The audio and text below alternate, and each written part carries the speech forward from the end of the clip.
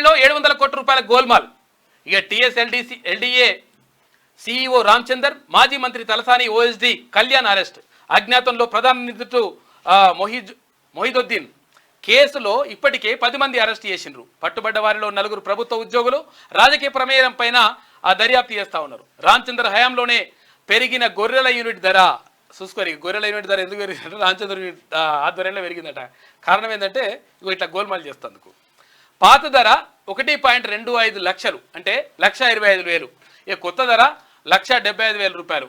ఒక్కో యూనిట్కు 20,000. అధికారుల కమిషన్ అంట. లబ్ధిదారుల వద్ద టోకెన్లు, కాగితాలపై గొర్రెల కొనుగోలు ఉంటాయట. కానీ 3 లక్షలు ఇవ్వాల్సిందే. ఓకే, ఇది అది వేరేది. అదే మొత్తం మీద ఇది గొర్రెల గోల్మాల్ కథ అంతా కూడా ఇట్లా జరిగింది. మొత్తం మీద పబ్లిక్ ని గొర్రెలు చేయాలనుకున్నారు కానీ మీరే ఒకే యూనిట్ ను కూడా రకరకాలుగా ఆ గొర్రెలు ఈ గొర్రెలు అని కూడా అండగట్టేయాలంట. తీసుకుపోయి చూపించే చాలా మంది మొత్తం మాట్లాడిండ్రు కదా. అక్కడ ఏది కడపకు తీసుకుపోయారు, అనంతపురం తీసుకుపోయినరు, తర్వాత వేరే రాష్ట్రాలకు తీసుకుపోయారు. తీసుకుపోయి మమ్మల్ని తిండి లేదు, ఏం లేదు, కనీసం పట్టించుకుంటలేరు మమ్మల్ని. తర్వాత ఇంకోటి అంటే పురుగు కొట్టే గొర్రెలు ఉంటాయి కదా, పురుగు కొడతాయి అంటే పక్క గొర్రెలు అది కొంచెం వ్యాన్లేని ఇట్టని ఇక్కడికి వచ్చేసరికి అది చచ్చిపోతుంది. అది అట్లా అటువంటి గొర్రెల్ని, పురుగుగొట్టే గొర్రెల్ని, బుడబుడ చిన్న పిల్లల్ని, ఇవన్నీ ఏమన్నాడుగా.